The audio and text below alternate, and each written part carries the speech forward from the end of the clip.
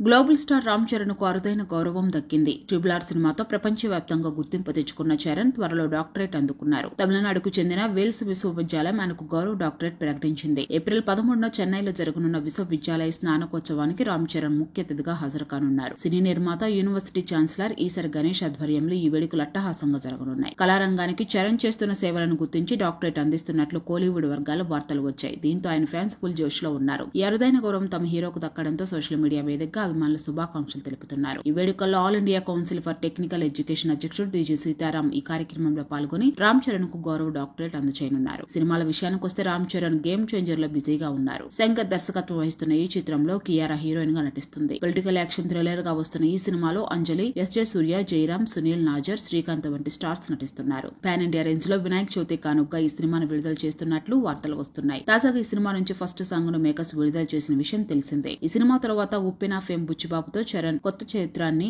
Announce చేసిన విషయం తెలిసిందే.